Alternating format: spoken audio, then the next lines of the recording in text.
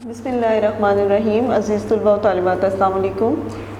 جماعت سوم کتاب الفلاح اسلامیات جو ہیں یہ ہم آج شروع کریں گے، اور اس میں سب سے پہلے ہم کریں گے سورہ نصر۔ سورہ نصر قرآن مجید کے پارہ نمبر 30 میں ہے اور اس کی کل 3 آیات ہیں۔ بسم اللہ الرحمن الرحیم۔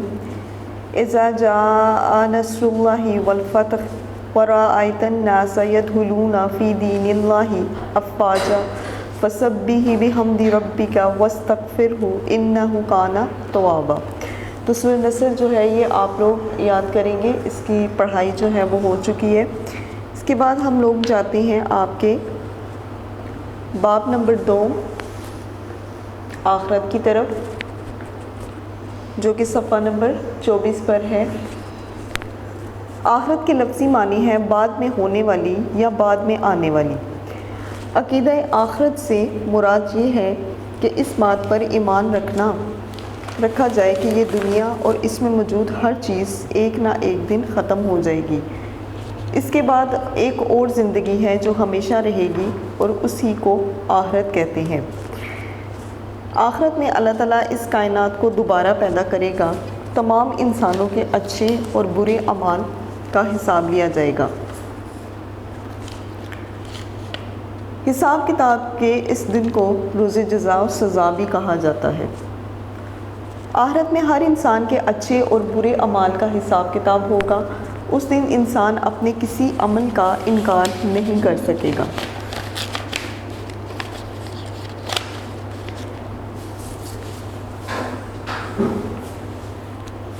اگر کوئی شخص اس دنیا میں اچھے اور نیک کام کرے گا تو اسے آخرت میں اچھا اجر ملے گا اور وہ جنت میں جائے گا۔ قرآن مجید میں بار بار ارشاد ہوتا ہے کہ جن کے اعمال اچھے ہوں گے وہ جنت میں جائیں گے۔ اسی طرح اگر کوئی شخص اس دنیا میں برے کام کرے گا، اللہ تعالیٰ اور حضرت محمد صلی اللہ علیہ وسلم کے احکام کی نافرمانی کرے گا، تو آخرت میں اسے سزا ملے گی اور وہ دوزخ میں جائے گا۔ مسلمان ہونے کے لیے اللہ اور اس کے رسول صلی اللہ علیہ وسلم پر ایمان لانے کے ساتھ ساتھ آخرت پر ایمان رکھنا بھی بہت ضروری ہے۔ عقیدہ آخرت کا انکار اسلام کے تمام عقائد کے انکار کے برابر ہے۔ آخرت پر ایمان رکھنے والے کا تعلق اللہ تعالیٰ سے بہت مضبوط ہو جاتا ہے، اور وہ ہر اس کام سے بچنے کی کوشش کرتا ہے جس سے اللہ تعالیٰ ناراض ہو۔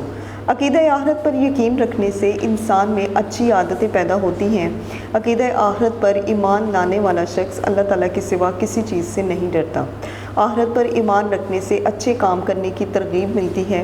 ہمیں چاہیے کہ ہم اچھے اور نیک کام کریں تاکہ آخرت میں ہم نیک لوگوں کے ساتھ ہوں۔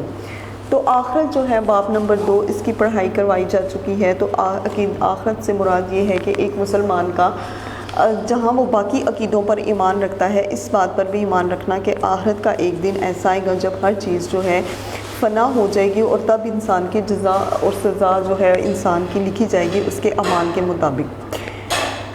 تو اللہ تعالیٰ کا فرمان ہے کہ سب عقیدوں کے ساتھ اس پر بھی ایمان رکھنا ضروری ہے، اور ایک دن ایسا ضرور آئے گا۔ اب ہم مشق کی طرف آتے ہیں۔ مشق میں ہم کرتے ہیں مختصر ترین جوابات لکھیے۔ آخرت کے لفظی معنی کیا ہے؟ بعد میں ہونے والی یا بعد میں آنے والی۔ روز جزا و سزا کسے کہتے ہیں؟ جس دن اچھے اور برے اعمال کا حساب ہوگا۔ آخرت میں اجر کسے ملے گا؟ جس کے نیک اعمال ہوں گے۔ آخرت میں سزا کسے ملے گی؟ جس کے برے اعمال ہوں گے۔ اب ہم آتے ہیں درج ذیل الفاظ کے معنی لکھیے۔ اعمال کام، اجر ثواب، جزا انعام، سزا بدلہ۔ اب درست جواب کے گرد دائرہ لگا کر خالی جگہ پر کیجیے۔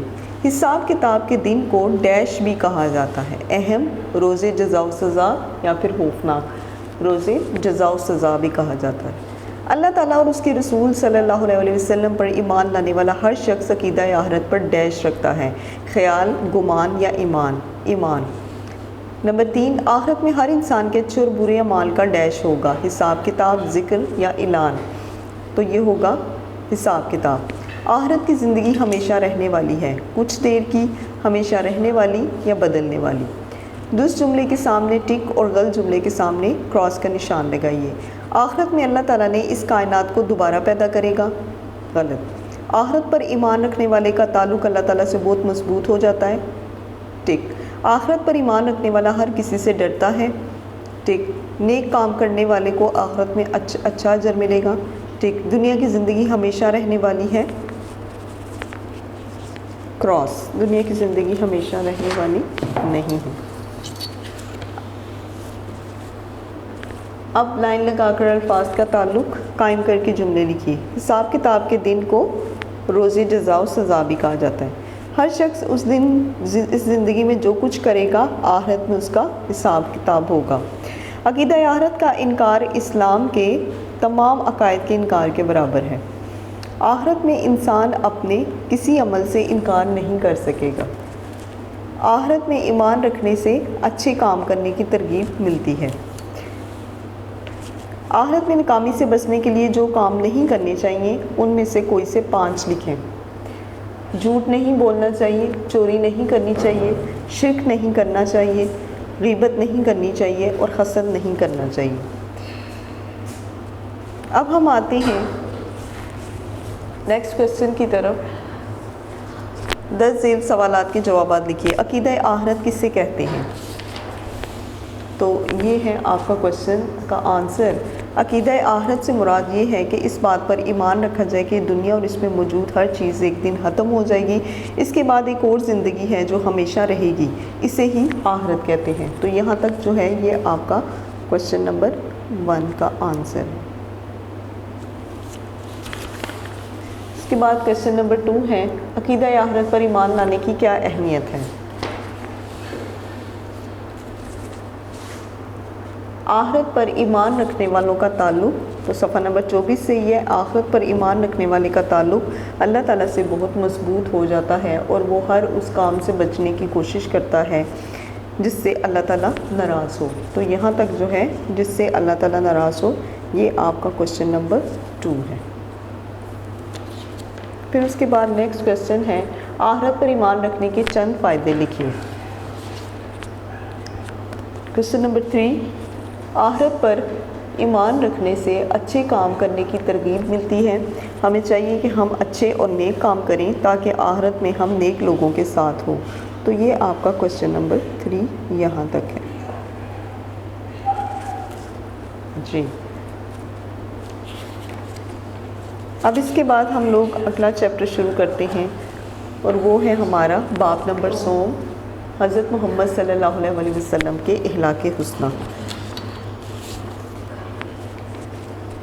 اخلاق حسنہ کا مطلب ہے اچھے اخلاق۔ ہمارے پیارے نبی حضرت محمد صلی اللہ علیہ وسلم اخلاق حسنہ کا بہترین نمونہ تھے۔ اللہ تعالیٰ نے اپنی خاص حفاظت میں آپ صلی اللہ علیہ وسلم کی تربیت کا انتظام کیا تھا۔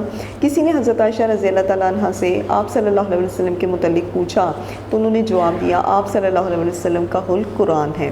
آپ صلی اللہ علیہ وسلم کی اخلاقی خوبیوں میں سے چند خوبیوں کا ذکر ذیل میں کیا جا رہا ہے۔ صداقت کے لفظی معنی سچائی ہے، یعنی کہ سچا۔ حضور صلی اللہ علیہ وسلم ہمیشہ سچ بولتے تھے۔ آپ صلی اللہ علیہ وسلم کی زبان سے کبھی کسی نے جھوٹ نہیں سنا تھا۔ آپ صلی اللہ علیہ وسلم مذاق میں بھی جھوٹ نہیں بولتے تھے۔ یہی وجہ تھی کہ اعلان نبوت سے پہلے عرب معاشرے میں آپ صلی اللہ علیہ وسلم صادق کے نام سے مشہور تھے اور لوگ آپ صلی اللہ علیہ وسلم کی سچائی کی گواہی دیتے تھے۔ امانت کا لفظی معنی کسی کا حق پوری طرح ادا کرنا ہے۔ دیانتداری بھی حضور صلی اللہ علیہ وسلم کی خاص خوبی تھی۔ آپ صلی اللہ علیہ وسلم جو کام بھی کرتے نہایت دیانتداری سے کرتے۔ آپ صلی اللہ علیہ وسلم کی دیانتداری کی وجہ سے مکہ کے لوگ اپنی امانتیں آپ صلی اللہ علیہ وسلم کے پاس رکھواتے تھے۔ ہجرت مدینہ کے وقت بھی مکہ والوں کی امانتیں آپ صلی اللہ علیہ وسلم کے پاس تھیں۔ حضرت محمد صلی اللہ علیہ وسلم نے حضرت علی کو حکم دیا کہ کل صبح یہ امانتیں لوگوں کے سپرد کر کے مدینہ چلے آنا۔ اس دیانت و امانت کی وجہ سے آپ صلی اللہ علیہ وسلم عرب کے لوگوں میں امین کے لقب سے مشہور ہو گئے تھے۔ حسن معاملات سے مراد دوسرے انسانوں کے ساتھ معاملات میں اچھا سلوک کرنا ہے۔ حسن معاملات میں بھی حضور صلی اللہ علیہ وسلم اپنی قوم میں سب سے بہتر اخلاق والے تھے۔ آپ صلی اللہ علیہ وسلم صلہ رحمی کرنے یعنی کہ دوسروں پر رحم کرنے، لوگوں کا بوجھ اٹھانے والے، مہمانوں کی عزت و اکرام کرنے والے اور دوسروں کی مدد کرنے والے تھے۔ پڑوسیوں سے حسن سلوک کرتے تھے۔ حضرت محمد صلی اللہ علیہ وسلم نے کبھی کسی سے بدلہ نہیں لیا، بلکہ آپ صلی اللہ علیہ وسلم دوسروں کی غلطیاں معاف کر دیتے تھے۔ جو شخص بھی اپنی کسی ضرورت کے متعلق سوال کرتا تو آپ صلی اللہ علیہ وسلم اس کی ضرورت پوری کرتے تھے۔ غلاموں کے ساتھ بھی آپ صلی اللہ علیہ وسلم کا سلوک مثالی تھا۔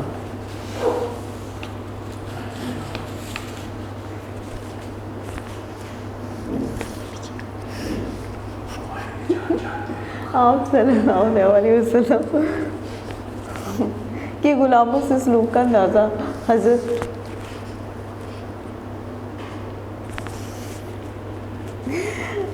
انس رضی اللہ تعالیٰ عنہ کے اس بیان سے لگایا جا سکتا ہے کہ میں نے 10 سال تک نبی پاک صلی اللہ علیہ وسلم کی خدمت کی.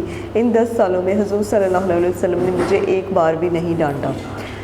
رواداری سے مراد ہے دوسروں کی رائے یا عقیدے کا احترام کرنا، یعنی کہ دوسرے جو بھی کوئی آپ کو مشورہ دیتے ہیں یا جس چیز پر ان کا عقیدہ ہے اس کا احترام کیا جائے اور کسی سے اپنی بات زبردستی نہ منوانا. حضرت محمد صلی اللہ علیہ وسلم لوگوں کے سامنے اللہ تعالیٰ کا دین پیش کرتے مگر کسی پر زبردستی نہ کرتے، یہاں تک کہ آپ صلی اللہ علیہ وسلم اپنے دشمنوں سے بھی رواداری فرماتے تھے.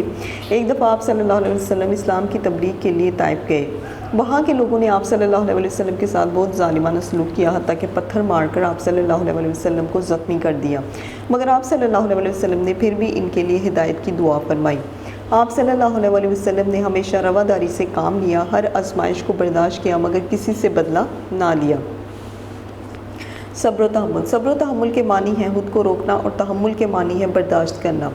صبر و تحمل سے مراد مصیبتوں اور تکلیفوں کو برداشت کرنا اور کوئی ایسا کام نہ کرنا جو اللہ کی رضا کے خلاف ہو. حضرت محمد صلی اللہ علیہ وسلم صبر و تحمل کا نمونہ تھے. لوگوں نے آپ صلی اللہ علیہ وسلم کو ہر طرح سے تنگ کیا، نماز کی حالت میں آپ صلی اللہ علیہ وسلم کو تکلیف پہنچائی.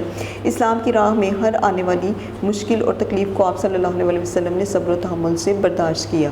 ہمیں چاہیے کہ حضرت محمد صلی اللہ علیہ وسلم کے اخلاق حسنہ کو اپنانے کی کوشش کریں. مشق. مختصر ترین جواب.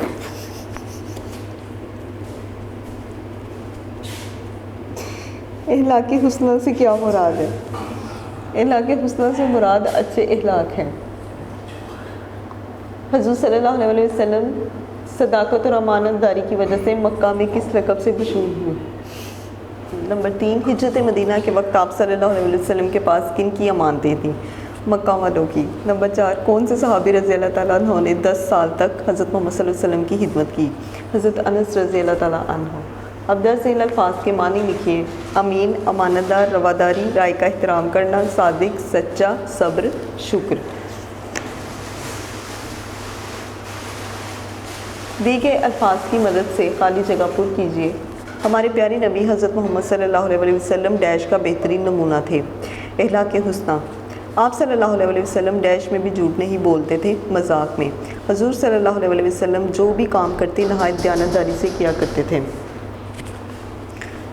ڈیش سے کرتے تھے، دیانتداری سے. لوگ آپ صلی اللہ علیہ وسلم کی ڈیش کی گواہی دیتے تھے، سچائی کی. غلاموں سے حضور صلی اللہ علیہ وسلم کا سلوک ڈیش تھا، مثالی تھا. درست جملوں کے سامنے ٹک اور غلط جملوں کے سامنے کراس کا نشان لگائیے. نمبر 1، حضور صلی اللہ علیہ وسلم ہمیشہ سچ بولتے تھے. نمبر 2، ٹک. نمبر 2، دیانتداری بھی حضور صلی اللہ علیہ وسلم کی خاص خوبی تھی، ٹک. نمبر 3، رواداری سے مراد دوسروں سے اپنی بات زبردستی منوانا ہے، کراس. نمبر 4، صبر و تحمل کا مطلب ہے مقابلہ بازی کرنا، کراس. نمبر 5، حضرت محمد صلی اللہ علیہ وسلم صبر و تحمل کا نمونہ تھے، ٹک. سبق کی مدد سے لکھیے. حضور صلی اللہ علیہ وسلم کے اخلاق کے متعلق حضرت عائشہ رضی اللہ تعالیٰ عنہ کا قول. آپ کا خلق قرآن ہے. حضرت محمد صلی اللہ علیہ وسلم کے حسن سلوک کے بارے میں حضرت انس رضی اللہ تعالیٰ عنہ کا بیان. ان 10 سالوں میں نبی پاک صلی اللہ علیہ وسلم نے مجھے ایک بار بھی نہیں ڈانٹا. تو یہ ان کا بیان تھا. اب حضرت محمد صلی اللہ علیہ وسلم کے 5 اخلاق حسنہ نکات کی صورت میں لکھیے. صداقت، امانت، حسن معاملات، رواداری اور صبر و تحمل. اب ہم کلاس آتے ہیں. درج ذیل سوالات کے جوابات تحریر کیجیے. اس میں سوال ہے حضرت محمد صلی اللہ علیہ وسلم کے اخلاق حسنہ. مجھ سے سوالات کے جوابات دیجیے. حضرت محمد صلی اللہ علیہ وسلم کی صداقت، دیانتداری اور امانت پر مجھ سے نوٹ لکھیے. نبی پاک صلی اللہ علیہ وسلم ہمیشہ سچ بولتے تھے. آپ صلی اللہ علیہ وسلم نے کبھی مذاق میں بھی جھوٹ نہیں بولا. دیانتداری بھی حضور صلی اللہ علیہ وسلم کی خاص خوبی تھی. آپ صلی اللہ علیہ وسلم جو کام بھی کرتے نہایت دیانتداری سے کرتے. جو بھی کوئی نبی پاک صلی اللہ علیہ وسلم کے پاس امانتیں رکھواتا آپ صلی اللہ علیہ وسلم سب کی حفاظت کرتے. نمبر 2، حضرت محمد صلی اللہ علیہ وسلم کی رواداری کی کوئی مثال بیان کیجیے. طائف کے لوگوں نے نبی پاک صلی اللہ علیہ وسلم کو پتھر مار کر زخمی کر دیا مگر پھر ان کے لیے ہدایت کی دعا فرمائی. سوال نمبر 3، حضرت محمد صلی اللہ علیہ وسلم کے حسن معاملات کے بارے میں آپ کیا جانتے ہیں؟ آپ صلی اللہ علیہ وسلم صلہ رحمی کرنے والے ہیں، لوگوں کا بوجھ اٹھانے والے، مہمانوں کی عزت و احترام کرنے والے اور دوسروں کی مدد کرنے والے تھے۔ سوال نمبر 4، حضرت محمد صلی اللہ علیہ وسلم کے صبر و تحمل پر نوٹ لکھیے۔ حضرت محمد صلی اللہ علیہ وسلم صبر و تحمل کا نمونہ تھے۔ لوگوں نے نبی پاک صلی اللہ علیہ وسلم کو ہر طرح سے تنگ کیا، نماز کی حالت میں آپ صلی اللہ علیہ وسلم کو تکلیف پہنچائی، لیکن اسلام کی راہ میں آپ صلی اللہ علیہ وسلم نے ہر مشکل اور تکلیف کو صبر و تحمل سے برداشت کیا۔ تو یہ تھا ہم لوگوں کا چیپٹر حضور صلی اللہ علیہ وسلم کے اخلاق حسنہ۔ اب باب نمبر 4 اخلاق و آداب میں جھوٹ پڑھتے ہیں۔ ہر وہ بات جو حقیقت کے خلاف ہو جھوٹ ہے۔ اسلام ہمیں جھوٹ بولنے کی اجازت نہیں دیتا۔ ہر وہ بات یعنی کہ جو حقیقت کے خلاف، سچ کے خلاف ہوتی ہے اسے جھوٹ کہتے ہیں، اور اسلام ہمیں جھوٹ بولنے کی اجازت نہیں دیتا، بلکہ اسلام میں جھوٹ بولنا بہت بڑا گناہ ہے۔ جھوٹ بولنا نہ صرف خود ایک برائی ہے بلکہ اس سے اور بھی بہت سی برائیاں پیدا ہوتی ہیں۔ اللہ تعالیٰ کو جھوٹ انتہائی ناپسند ہے، اسی لیے اللہ تعالیٰ نے قرآن مجید میں جھوٹ بولنے سے منع فرمایا ہے۔ وَاجْتَنِبُوا قَوْلَ الزُّورِ، جھوٹی بات سے بچتے رہو۔ جھوٹ بولنے والوں سے اللہ تعالیٰ ناراض ہوتا ہے اور انہیں ناپسند کرتا ہے۔ قرآن پاک میں ارشاد ہوتا ہے لعنت اللہ علی الکاذبین، جھوٹ بولنے والوں پر اللہ تعالیٰ کی لعنت ہے۔ حضرت محمد صلی اللہ علیہ وسلم نے جھوٹ بولنے سے سختی سے منع کیا ہے، یہ تمام برائیوں کی جڑ ہے۔ جھوٹ انسان کو برائی کے راستے پر لے جاتا ہے اور برائی دوزخ میں لے جاتی ہے۔ آپ صلی اللہ علیہ وسلم نے جھوٹ سے بچنے کی تاکید کرتے ہوئے ارشاد فرمایا خبردار جھوٹ سے بچو کیونکہ یہ آگ کی طرف لے جاتا ہے۔ سچائی ایک مومن کی پہچان ہے۔ ایک جگہ ارشاد فرمایا ایمان اور جھوٹ دونوں جمع نہیں ہو سکتے۔ ایک دفعہ ایک شخص آپ صلی اللہ علیہ وسلم کی خدمت میں حاضر ہوا۔ اس شخص میں کچھ برائیاں تھیں جن میں جھوٹ بولنا بھی شامل تھا۔ اس نے نبی کریم صلی اللہ علیہ وسلم سے عرض کیا یا رسول اللہ، میں آپ صلی اللہ علیہ وسلم کے کہنے پر صرف ایک برائی چھوڑ سکتا ہوں۔ آپ صلی اللہ علیہ وسلم نے فرمایا جھوٹ بولنا چھوڑ دو۔ کچھ عرصہ بعد وہ شخص دوبارہ حضرت محمد صلی اللہ علیہ وسلم کی خدمت میں حاضر ہوا اور عرض کیا یا رسول اللہ صلی اللہ علیہ وسلم، جھوٹ چھوڑنے سے میری تمام برائیاں خود بہت چھوٹ گئیں، کیونکہ جب بھی میں کوئی برائی کرنے لگتا ہوں تو مجھے خیال آتا ہے کہ اگر آپ صلی اللہ علیہ وسلم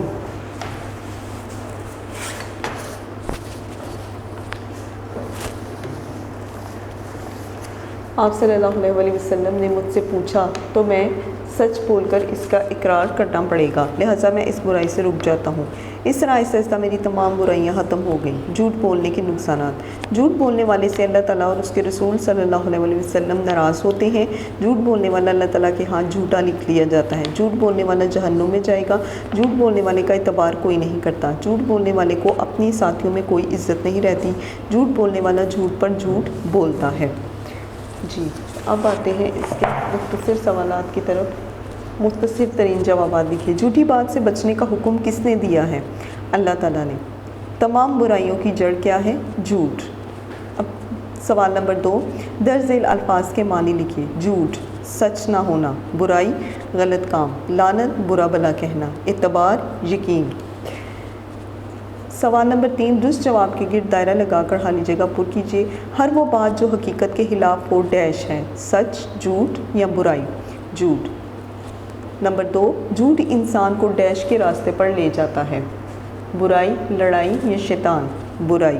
نمبر 3، جھوٹ بولنے والے پر ڈیش کی لعنت ہے، انسانوں، فرشتوں یا اللہ تعالیٰ؟ اللہ تعالیٰ۔ نمبر 4، ڈیش تمام برائیوں کی جڑ ہے، لالچ، جھوٹ یا لڑائی؟ جھوٹ۔ جھوٹ تمام برائیوں کی جڑ ہے۔ نمبر 5، جھوٹ بولنے والے سے اللہ تعالیٰ اور اس کے رسول صلی اللہ علیہ وسلم ڈیش ہوتے ہیں، ناراض، خوش یا دکھی؟ تو ناراض۔ اب درست جملے کے سامنے ٹک اور غلط جملے کے سامنے کراس کا نشان لگائیے۔ اسلام میں جھوٹ بولنا بہت بڑا گناہ ہے، ٹک۔ جھوٹ بولنا برائی نہیں ہے، کراس۔ سچائی مومن کی پہچان ہے، ٹک۔ جھوٹ بولنے والا اللہ تعالیٰ کے ہاں جھوٹا لکھ لیا جاتا ہے، ٹک۔ جھوٹ بولنے والے کی بہت بے عزتی ہوتی ہے، کراس۔ لائن لگا کر الفاظ کا تعلق قائم کر کے جملے مکمل کیجیے۔ اسلام ہمیں جھوٹ بولنے کی اجازت نہیں دیتا۔ جھوٹ بولنے والوں سے اللہ تعالیٰ ناراض ہوتا ہے۔ خبردار جھوٹ سے بچو کیونکہ یہ آگ کی طرف لے جاتا ہے۔ جھوٹ بولنے والے کی اپنے ساتھیوں میں کوئی عزت نہیں ہوتی۔ جھوٹ انسان کو برائی کے راستے پر لے جاتا ہے اور برائی دوزخ میں لے جاتی ہے۔ جی، پھر اس کے بعد ہے آیت کا ترجمہ۔ جھوٹی بات سے کس سبق میں سے کسی ایک آیت اور ایک حدیث کا ترجمہ زبانی یاد کر کے لکھیے۔ آیت کا ترجمہ: جھوٹی بات سے بچتے رہو، اور حدیث کا ترجمہ: ایمان اور جھوٹ دونوں جمع نہیں ہو سکتے۔ تو اب کلاس کرتے ہیں اس کا سوال نمبر 8۔ درج ذیل سوالات کے جوابات لکھیے۔ جھوٹ کے بارے میں اسلام کی کیا تعلیمات ہیں؟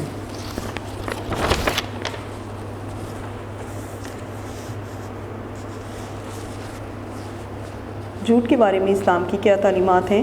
اسلام ہمیں جھوٹ بولنے کی اجازت نہیں دیتا، بلکہ اسلام میں جھوٹ بولنا بہت بڑا گناہ ہے۔ پھر سوال نمبر 2، جھوٹ جوڑ دینے سے باقی برائیاں خود بخود ختم ہو جاتی ہیں۔ سبق میں دیا گیا واقعہ اپنے الفاظ میں لکھیے۔ ایک دفعہ ایک شخص آپ صلی اللہ علیہ وسلم کی خدمت میں حاضر ہوا۔ اس شخص میں کچھ برائیاں تھیں۔ اس نے نبی پاک صلی اللہ علیہ وسلم سے عرض کیا، یا رسول اللہ، میں آپ کے کہنے پر صرف ایک جو ہے برائی چھوڑ سکتا ہوں، ایک بار برائی چھوڑ سکتا ہوں۔ آپ صلی اللہ علیہ وسلم نے فرمایا، جھوٹ بولنا چھوڑ دو۔ کچھ عرصہ بعد وہ شخص دوبارہ حضرت محمد صلی اللہ علیہ وسلم کی خدمت میں حاضر ہوا اور عرض کیا، یا رسول اللہ، جھوٹ چھوڑنے سے میری تمام برائیاں ختم ہو گئی ہیں۔ جی، اب لکھتے ہیں جھوٹ کے کوئی سے 4 نقصانات۔ جی، نیکسٹ کویسچن۔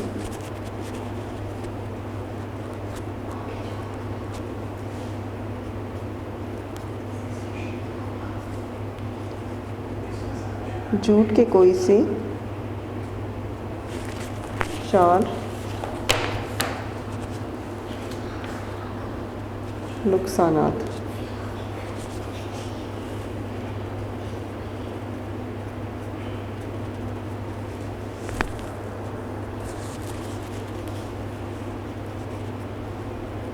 جھوٹ بولنے سے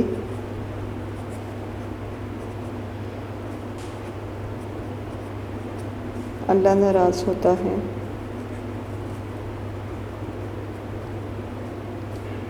جھوٹ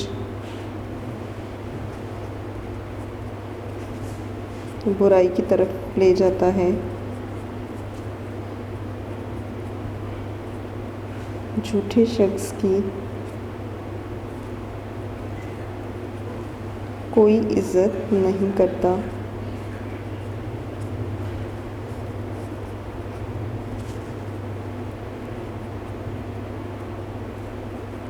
جھوٹ سے انسان دوزخ میں